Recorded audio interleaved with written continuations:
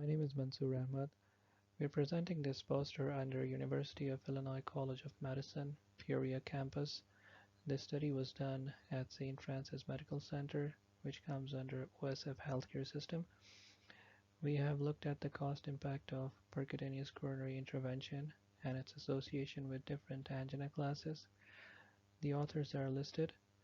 I'm the first author and Dr. Sudhir Mongi is the leading author. This is the only disclosure that we have.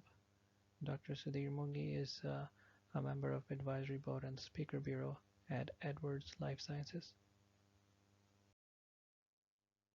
The data has shown that coronary artery disease with presence of angina has a higher cost compared to patients with coronary artery disease who do not have angina.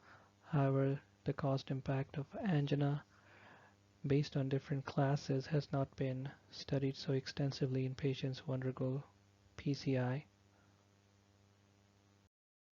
Our study is a retrospective study involving around 7,388 patients. It spanned from January 2015 to December 2017. We used our local CAT PCI registry to recruit the patients retrospectively. Finance Department of St. Francis Medical Center provided the cost data.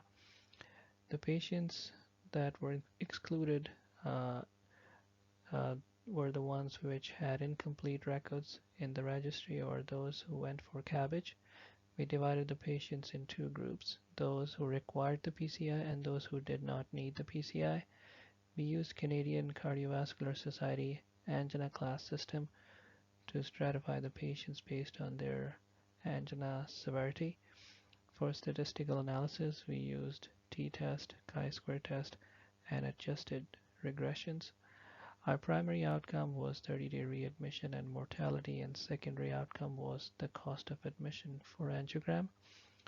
Looking at the table 1, we see that the average age of the patient in our sample is 65.5 years with a standard deviation of 12.5.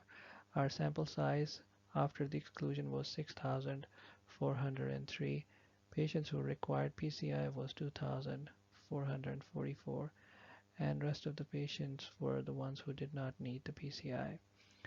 If we look at the age, we see that in the PCI group, the age was slightly younger compared to the non-PCI group, and the BMI was slightly lower compared to the non-PCI group, and majority of the patients in PCI group were male, which is about 70.9%, and all these values were statistically significant when comparing the two groups.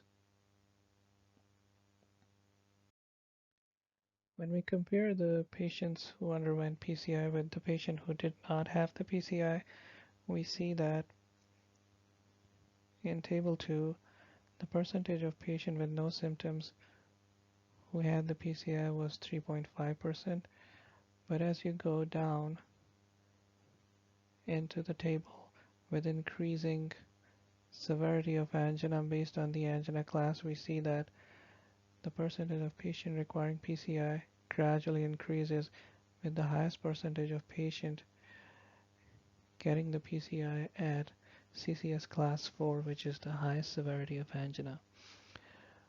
But the same percentage in the group who did not require the PCI does not change significantly, and when you compare the two groups, the p-value is statistically significant throughout the spectrum of CCS classes. Looking at table 3, when we look at our primary outcomes, we see that 30-day readmission is better in patients who received the PCI with an odd ratio of 0.63. Also, the 30-day mortality was lower in the PCI group compared to the non-PCI group. However, these values were not statistically significant, as you can see from the p-value here. Looking at our second outcome, the cost of angiogram for patients based on their angina class, we look at in the PCI group, the cost in general is higher compared to the non-PCI group in every angina class when you look throughout the table. However, when you compare these classes among each other, the statistical significance is only seen for higher CCS classes starting from CCS class 2 to 4. So in general, whenever patient gets the PCI in our cohort, the cost goes up. However, the statistical difference is significant only for a higher CCS class when they have an intense degree of angina compared to patients who did not have any symptoms or had mild angina class.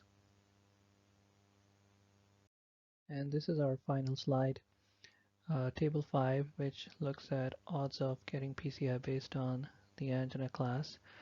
We see that as the angina class increases, the odds of getting PCI also increase with that, and this is statistically significant based on the p-value. So a conclusion of our study is that with increasing angina class, the odds of receiving PCI increase.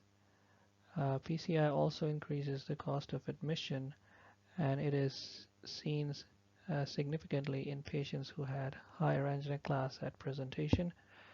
Although it wasn't statistically significant, but 30-day readmission and mortality were seen to be lower in patients who received PCI in our group compared to those who did not.